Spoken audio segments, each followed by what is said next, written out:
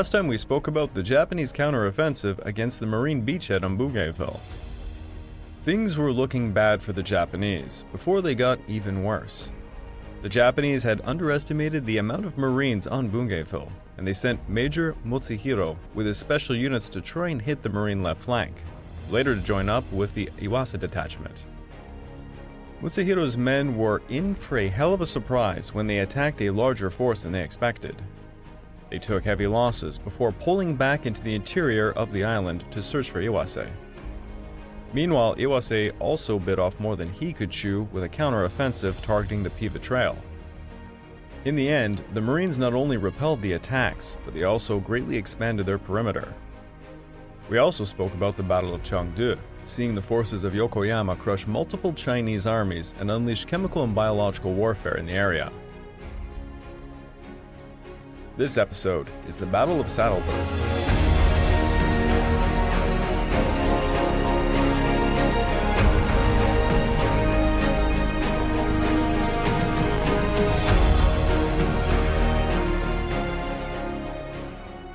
Welcome back to the Pacific War podcast week by week, and I'm your dutiful host, Craig Watson. Before we begin, I just want to remind you all, this podcast is only made possible through the efforts of Kings and Generals over at YouTube. Perhaps you want to learn a bit more about World War II? Kings and Generals has an assortment of episodes on World War II and so much more, so go give them a look over at YouTube. So please subscribe to Kings and Generals over at YouTube and continue to help us produce this content by checking out www.patreon.com/kingsandgenerals. And hey, don't forget about our sister podcast over at the Age of Conquest, the Fall and Rise of China podcast, written and narrated by me. And if after all that you are still hungry for some more history, why don't you check out my personal channel, the Pacific War channel over at YouTube. I've just released an interview I did with Flashpoint History on the Doolittle right over there. Also, please check out my Patreon account at www.patreon.com/thepacificwarchannel for more exclusive podcasts. Vice Admiral John Henry Towers, the commander of Pacific Air Forces, circled a plan to recapture Wake Island and use it as a springboard to later assault the Marshalls that were around 500 miles south. Admiral Spruance favored opening a new campaign much farther southeast, where the fleet could count on more land-based air support in the South Pacific. Spruance wanted to launch an offensive into the Gilbert Islands, some 600 miles southeast of the Marshalls. Admiral Nimitz was swayed by this and in turn twisted King's arm, and thus was born Operation Galvanic, the simultaneous capture of the Ellice Islands, the Gilbert Islands, and Nauru set for November the 15th. Since his victorious return from the Battle of Midway a year earlier, Admiral Raymond Spruance had privately longed for a major command at sea. But it was an admiral's way to lobby for a job, and he would not be surprised when Nimitz told him one morning in May of 1943, "There are going to be some changes in the high command of the fleet. I would like to let you go, but unfortunately, for you I need you here." Spruance replied, "Well, the war is an important thing. I personally would like to have another crack at the Japs, but if you need me here, this is where I should be." The next day, the two met again, and Nimitz would say, "I have been thinking this over during the night. Spruance, you are lucky. I've decided that I'm going to let you go after all." Nimitz reported to King the new assignment during their meeting in San Francisco a month later. On May the 30th, Spruance received the rank of Vice Admiral, and shortly after was detached from the SIMPAC staff and placed in command of the Central Pacific Force, later to be designated the Fifth Fleet. It would be the largest seagoing command in the history of the United States Navy. Spruance would have little more than 4 months to plan the largest and most complex amphibious operation yet attempted. Naval forces and landing troops would be taken from far-flung parts of the South Pacific and USA mainland. His key commanders had not even yet been identified. Spruance immediately recruited a chief of staff with a lot of experience and initiative. It was his old friend and shipmate, Carl Moore. Moore had been serving in Washington as a member of Admiral King's war planning staff. Spruance asked Moore to select other key staff officers, poaching many from the Naval HQ. Moore would arrive to Pearl Harbor on August the 5th, and he took up a spare bedroom in Nimitz's and Spruance's house atop Macalapa Hill. Now, Spruance was the type of manager that delegated everything possible. He once said, "Looking at myself objectively, I think I am a good judge of men. And I know that I tend to be lazy about many things, so I do not try to do anything that I can pass down the line to someone more competent than I am to do it." Moore was perfectly fine with this philosophy. Some would say Spruance was a bit lazy. The man did seem to bore rather easily, and he was a compulsive walker. He often spent days just walking, grabbing staff with him. Moore wrote about such an instance once that occurred a few days after he arrived to Hawaii. "Raymond is up to his tricks already, and yesterday took me on an 8-mile hike in the foothills. It was hot and a hard pull at times, and particularly so as we carried on lively conversation all the way, which kept me completely winded." On this occasion, Moore tried to talk to Spruance about Operation Galvanic, but Spruance kept changing subjects. A few days later, Moore would write to his wife, "Yesterday, Raymond stepped up the pace and the distance, and we covered over 10 miles in 3 hours. My right leg caught up with my left, but both were wrecked by the time I got back.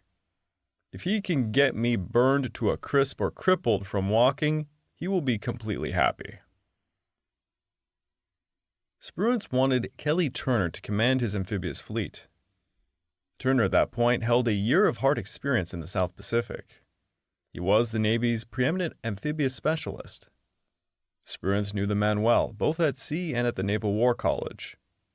Spruance told Nimitz in June, "I would like to get Admiral Kelly Turner from Admiral Halsey, if I can steal him."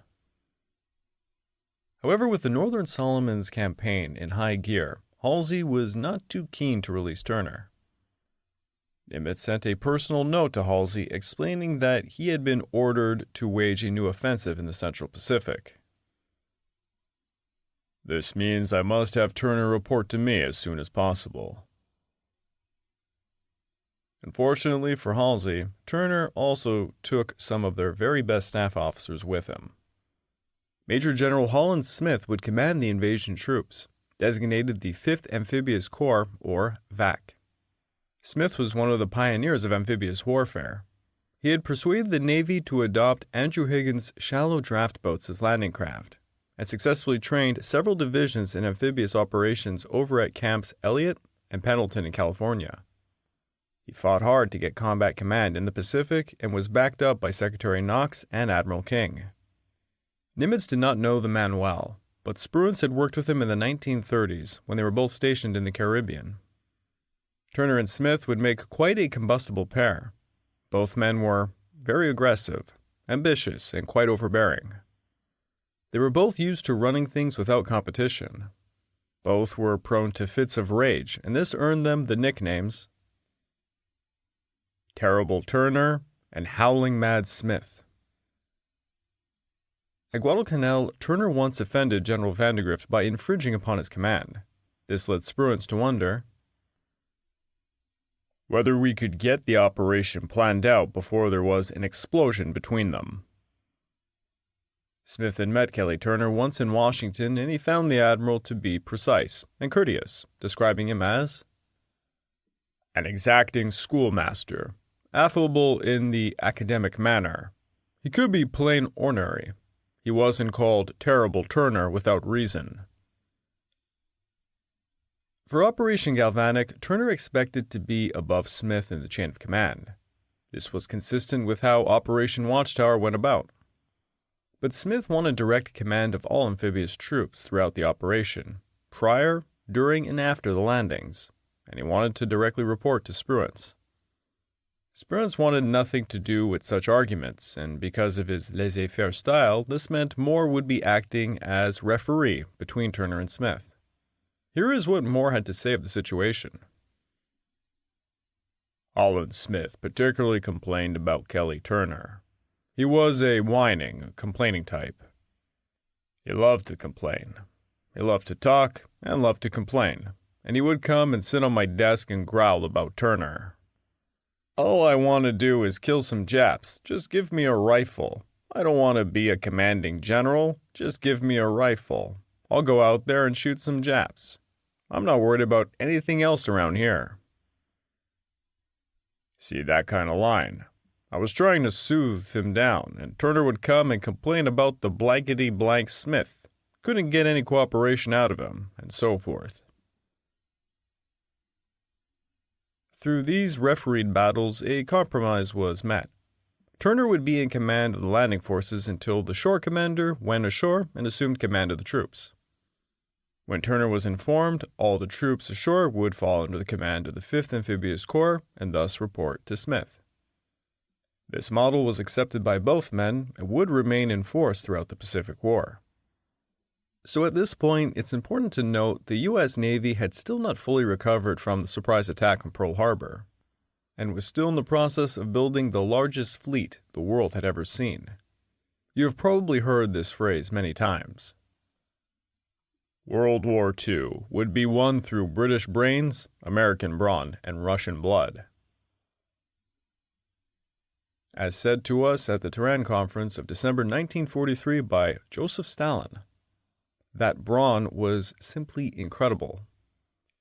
From the start of the war until the end of 1943, the United States would commission 7 aircraft carriers: the Essex, Lexington, Yorktown, Bunker Hill, Intrepid, Wasp, and Hornet. Of the new Essex class, 9 light carriers would be commissioned: the Independence, Princeton, Belleau Wood, Cowpens, Monterey, Cabot, Langley, Bataan, and San Jacinto. Of the new Independence class, there would be 35 escort carriers. No worries, I'm not going to list all of those. There would also be 6 new battleships: South Dakota, Indiana, Massachusetts, Alabama, Iowa, and the New Jersey. 4 new heavy cruisers: the Baltimore, Boston, Canberra, and Quincy. 16 light cruisers, 212 destroyers, 234 destroyer escorts, and 92 submarines. To match this, in the exact same time period, the Japanese commissioned 2 aircraft carriers, the Junyo and Hiyo, 1 light aircraft carrier, the Rio, 4 escort carriers, the Unyo, Chiyo, Kaio, and Shinyo, 2 super battleships, the Yamato and Musashi, 4 light cruisers, the Agano, Oyodo, Noshiro, Yahagi, 22 destroyers, 15 destroyer escorts, and 61 submarines. Thus, it was absolutely clear the Americans had a significant advantage in naval production. On September the 4th, the 5th Amphibious Corps of Smith were officially established. Smith proceeded to train and control the units assigned to Operation Galvanic, which included Major General Julian Smith's 2nd Marine Division and Major General Ralph Smith's 27th Division. There is a lot of Smiths in this. As the 5th Amphibious Force and Corps were still undergoing organization during the planning phase of the Gilbert's operations, much of the burden for the tactical planning fell initially onto the staffs of the 2 divisions involved.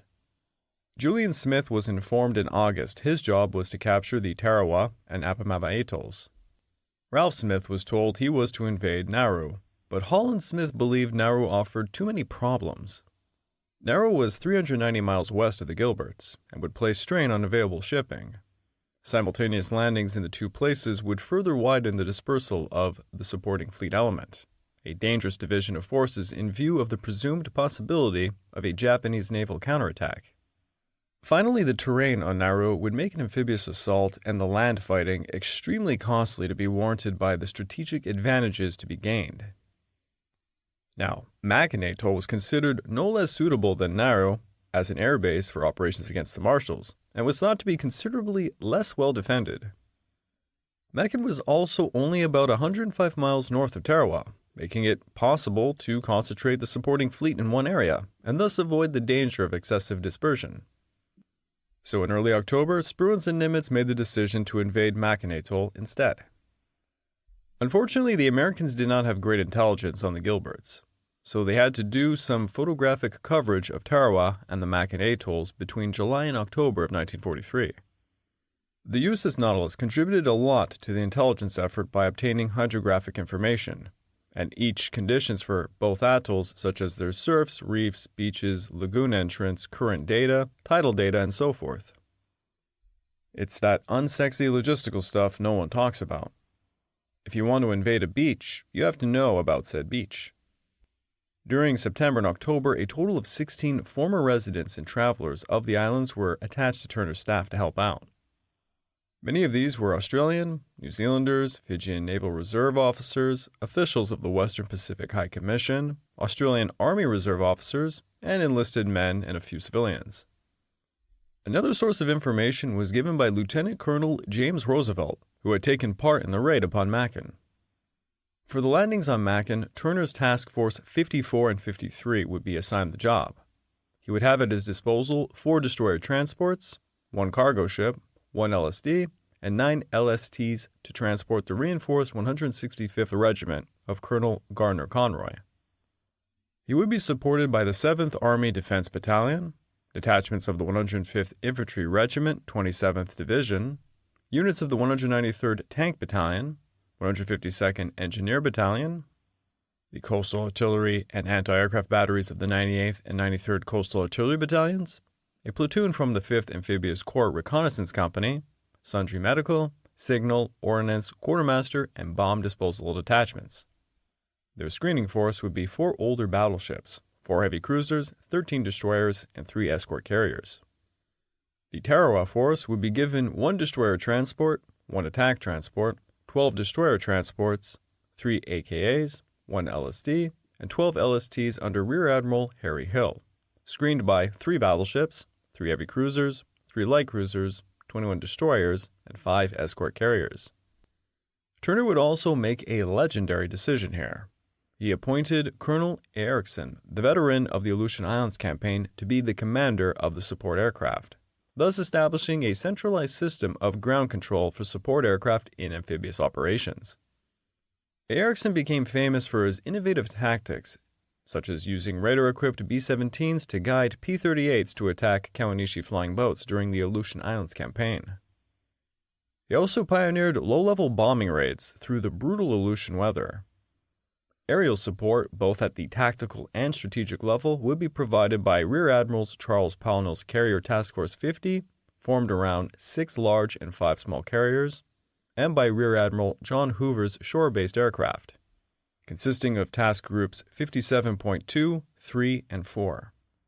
Both forces had to destroy aircraft and air harbor facilities at Tarawa, Mill, Chalut, Makan, and Nauru while simultaneously providing air support. Hoover was also responsible for conducting photographic reconnaissance over the Marshalls.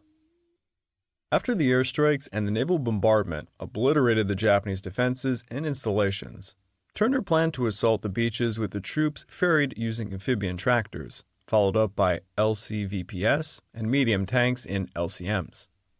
For Tarawa, Ralph Smith's plan was a bit more elaborate and extreme. He was going to attempt something never done before.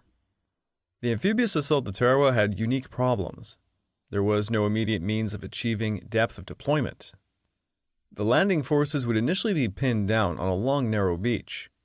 The island offered basically no room for flank maneuvers, and the aerial and naval bombardments would do little. Ralph assigned a major role to troops of a different regiment than the one that made up the main landing force. Detachments X and Y of the 3rd Battalion, 105th Infantry, and the 193rd Tank Battalion, led by Major Edward T. Brandt, would be the first to land on the west coast of Butaritari, designated Red Beaches. This would also be followed up quickly by the 1st and 3rd Battalions. Over on the right, the 3rd Battalion landing team would land on Red Beach 2 and seize the right half of the divisional beachhead to about 1,600 yards inland. Then they would move right to clear the area around Yukangong Village and Yukangong Point.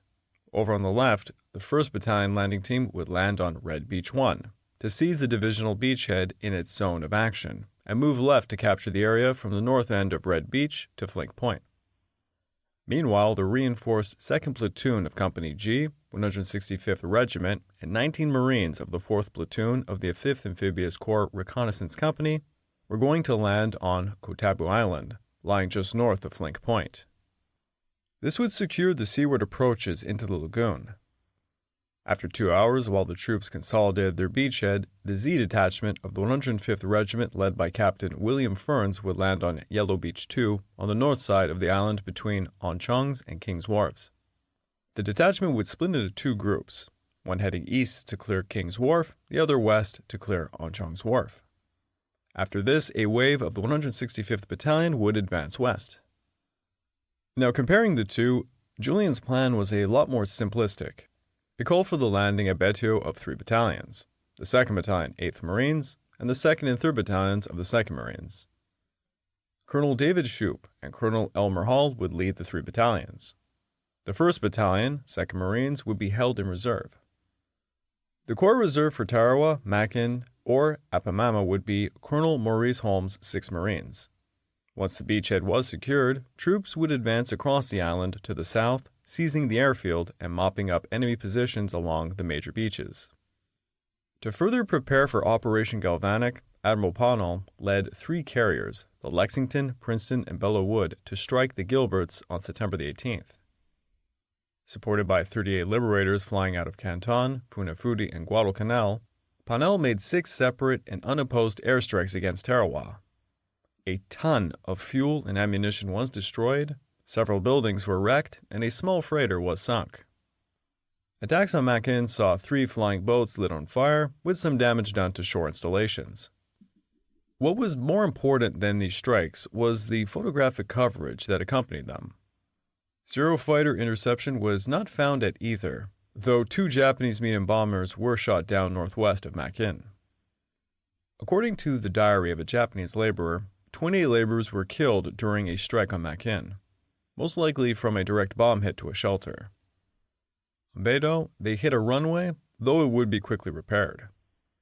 Pownall tried to keep the strikes going, but now saw an interception from 18 Zeros, which shot down 5 of his aircraft. To follow up the raid on the Gilberts, Admiral Montgomery hit Wake with one of the largest carrier strike forces to date.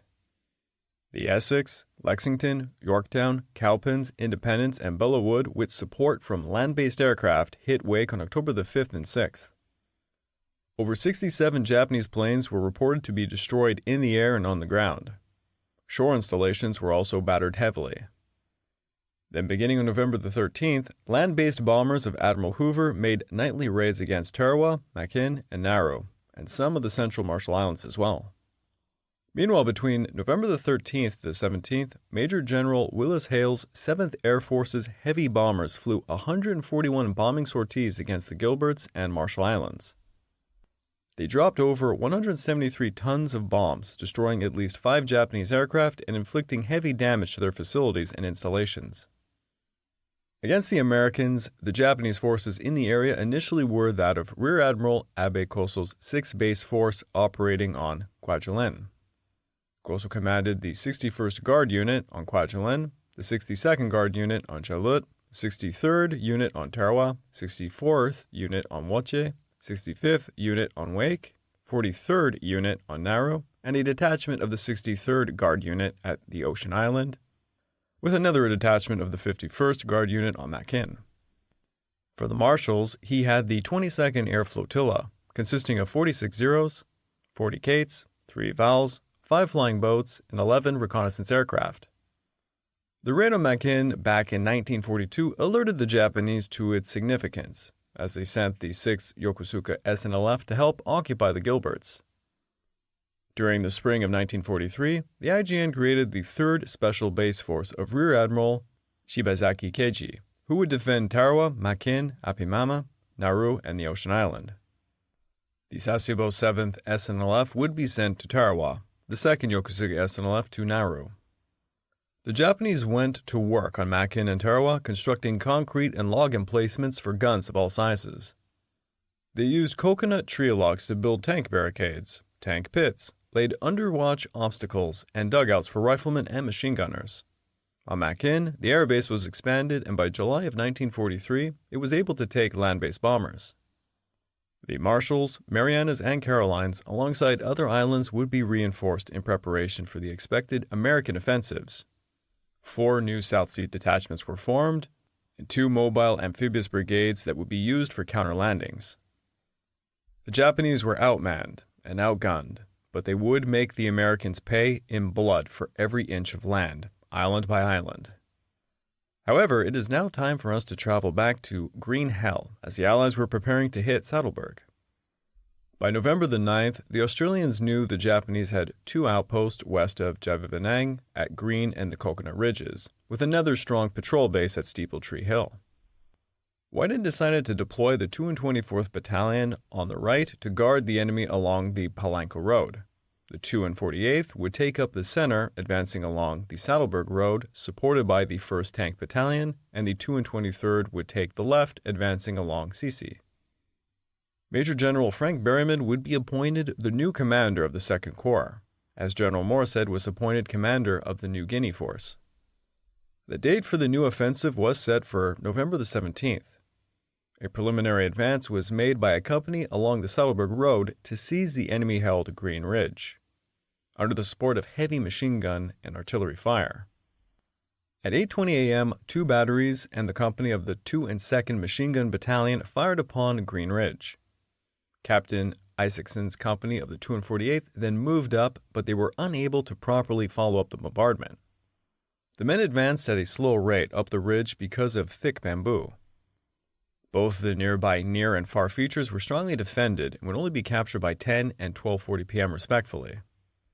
The capture of the far feature took the machine gunners 26,000 rounds to keep the enemy heads down for the infantry to storm up their positions. Captain Broxup's company occupied Green Ridge. Isaacson's took White Trunk Tree, lying on the junction of Sattelberg Road and the Sisi Track, by 1:40 p.m.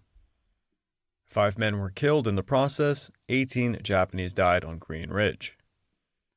At first light on November the 17th, 4 Matilda tanks led by Major Samuel Horden led the way to the start line, covered under the noise of a deadly rocket barrage. Beginning at 6:30 a.m., rocket-propelled bombs were fired from jeeps. These 30-pound bombs had a maximum range of 1,200 yards. Several of them ended up being duds, but those that did explode had a very lethal effect, killing within a radius of 50 yards. On top of this came artillery and motor bombardments, until Horden's tanks began smashing Coconut Ridge with the infantry close behind them. A company of the 2 and 23rd would find Sisi unoccupied, and they continued north to help defend Green Ridge. Around 50 yards up the track, the Australians found the first signs of opposition, a heavy machine gun post. The tanks fired blindly at the enemy defenses, mostly pillboxes and foxholes. Despite the terrifying attack, the Japanese held their ground and replied using machine guns, motors, and grenades until the tanks blew them and their defenses to pieces. Halfway to Coconut Ridge, the Matilda tanks had to halt to refill their ammunition. Within all of the excitement, the tank crews had run out of their ammunition for their Bessa guns. The Bessas had been firing bursts of around 50 rounds when they could have been firing 10s. 3 jeeps loaded with ammunition at Javivanang rushed forward as the tanks backed up some 60 yards to protect their approach. All of this was coordinated using walkie-talkies, an absolutely crucial technology of the war. Meanwhile, the 2 and 24th continued north to attack Japanese positions along the Palanque Road, and to the south the 2 and 23rd met resistance halfway to Steeple Tree. At 10:20 a.m., Horden's tanks were resuming their advance, eliminating pockets of resistance one by one. Upon reaching the Kunai Knoll on the southern coconuts, 2 Matilda tanks began to become disabled. Upon seeing the halting tanks, the Japanese unleashed as much firepower as they could, pinning down the infantry alongside their tanks. Lieutenant Colonel Robert Aisley ordered the men to advance on without the tanks. The men stormed the slopes of the Kunai Knoll, forced to crawl forward under heavy fire. It became a fierce battle. The Australians were unable to make much ground, and they were forced to dig in for the night. 2 companies dug in on the slopes of the Kunai Knoll, while a third dug in near White Trunk Tree. Despite the terrifying tank attack, the Japanese did not flinch, and they fought throughout the day to halt the Australian advance. However, during the night, the Australians unleashed an artillery bombardment, forcing the Japanese to abandon the ridge. The next morning, the Australians found the ridge abandoned and they went to work repairing the 2 disabled tanks so that they could continue their advance. 3 more Matildas, wielding 2-pounders and 3-inch howitzers, were brought up. The 223rd now advanced towards Maroro, pushing the Japanese up a spur. The tanks advanced again, allowing the Australians to go another 250 yards until they were met again with heavy resistance. The Japanese held very strong positions upon the 2,600-foot steepletree hill. Their system of defense was to have positions at every possible line of approach near bamboo obstacles. The Japanese would wait to fire until the infantry were just a few yards away to cause maximum damage. Armed with 37mm anti-tank guns, the Japanese did all they could to neutralize the tank menace. By nightfall, the attackers were forced to pull back to Coconut Ridge, and during the night the Japanese launched counterattacks using grenades and small arms. The next morning at 8 a.m., the Australians resumed their advance. The tanks led the way, but they were met with extremely fast and well-coordinated anti-tank measures. At around 100 yards from the start line, the advance was halted by an anti-tank ditch that was 6 feet wide and 4 feet deep. Major Moody's engineers of the 213th Field Company were able to dislodge the tanks, and soon the tanks were overrunning an 81mm mortar position. The tanks ran havoc upon the woodpecker and 2 light machine gun positions in front of them. Then after another 150 yards, they ran straight into another tank ditch at around 10 a.m. Lieutenant Farquhar's platoon charged past the tanks to give the engineers some room to dislodge them, only to see the tanks hit another ditch when they came forward again. The men fashioned 2 foulgasses out of 4-gallon drums filled with petrol to hit the defenders of one of the slopes later to be named Foulgas Corner. A foulgas, by the way, was a projectile weapon typically using a 40-gallon drum with a flammable substance like petrol. They would be inclined, and when triggered using an explosive charge, they would shoot a flame going perhaps 10 feet up, 3 feet wide for about 30 yards. So try to picture a really big flamethrower burst. This was unleashed on the slope, causing roughly 20 casualties. The Japanese would leave 46 of their dead abandoning the slope when the Australians charged into them. The Japanese then launched a counterattack against the Foulgas Corner, leading to more casualties, and they were repelled. To the north, the 224th launched an attack on a knoll near the summit of a 2,200-foot feature. After an artillery bombardment, Lieutenant Capel's platoon took the unoccupied knoll, but soon the Japanese began encircling them.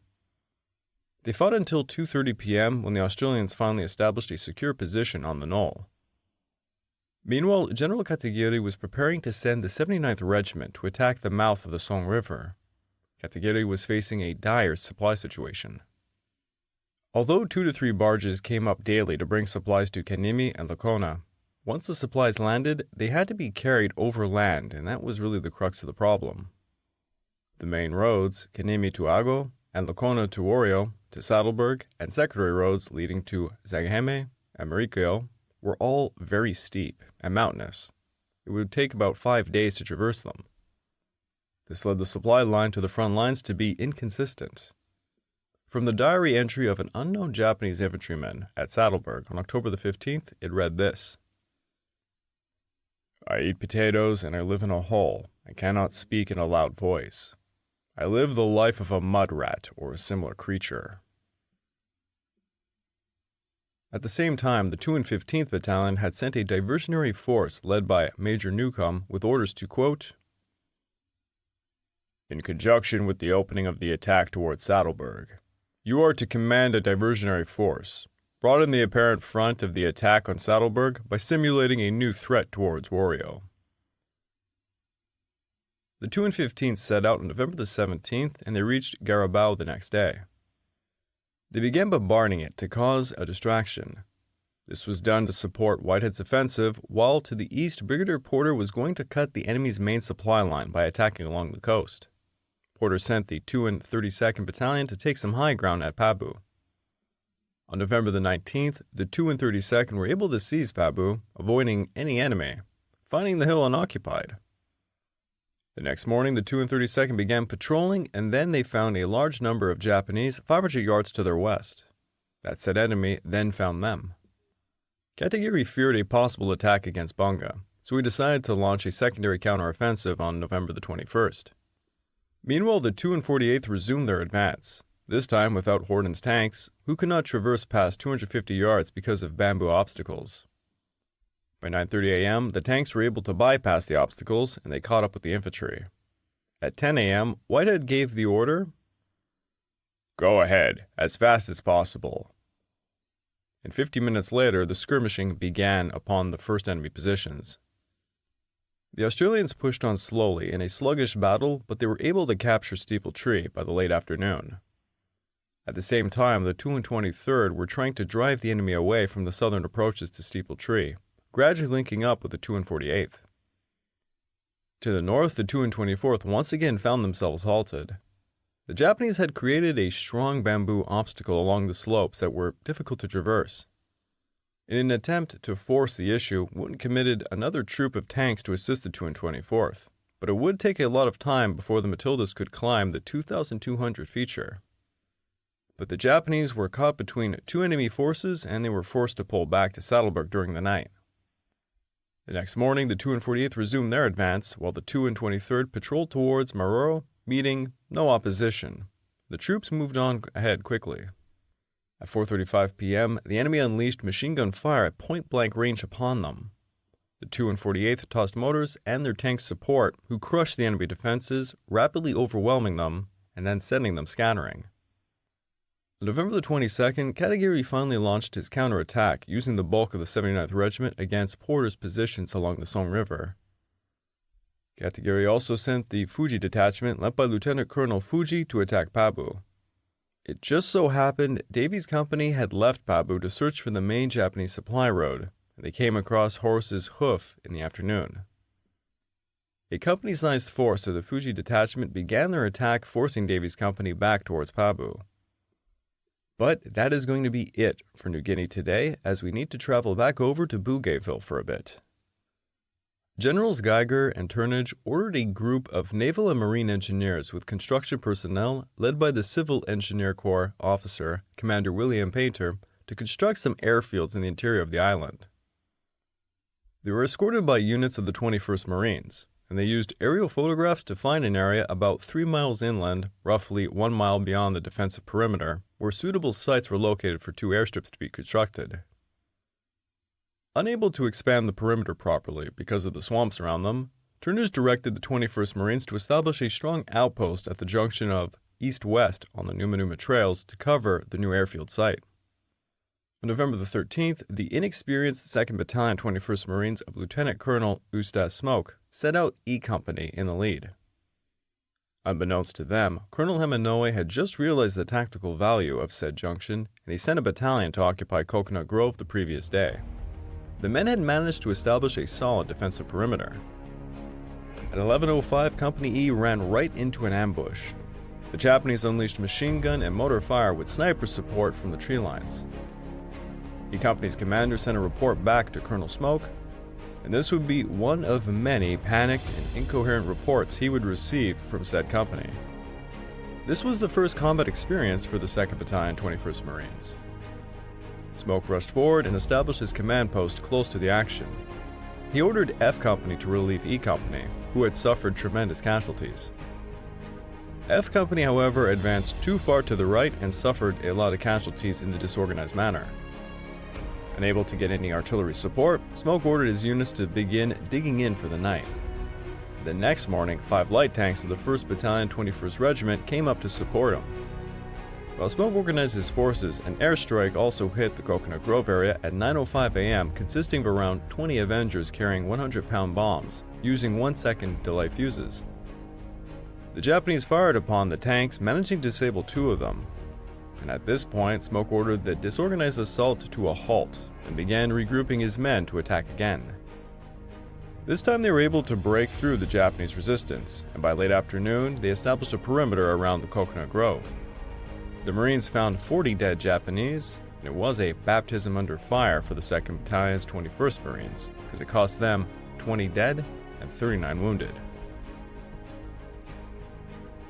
I would like to take this time to remind all of you that this podcast is only made possible through the efforts of Kings and Generals over at YouTube. Please go subscribe to Kings and Generals over at YouTube and continue to help us produce this content by checking out www.patreon.com/kingsandgenerals. And hey, don't forget about our sister podcast over at the Age of Conquest, the Fall and Rise of China podcast, written and narrated by me. And if after all that you are still hungry for some more history, why don't you check out my personal channel, the Pacific War channel over at YouTube. You could do me a solid and check out my rather wonky episode on what if Godzilla attacked Japan in 1947. Trust me, that one's a lot of fun. And please check out my Patreon account at www.patreon.com/the Pacific War Channel for more exclusive podcasts. Operation Galvanic was being prepared, and in the meantime, a large number of air raids were hitting numerous places in the Central Pacific. The advance to Sattelberg was getting closer day by day. The boys on Bougainville were finding inhospitable Japanese around every corner.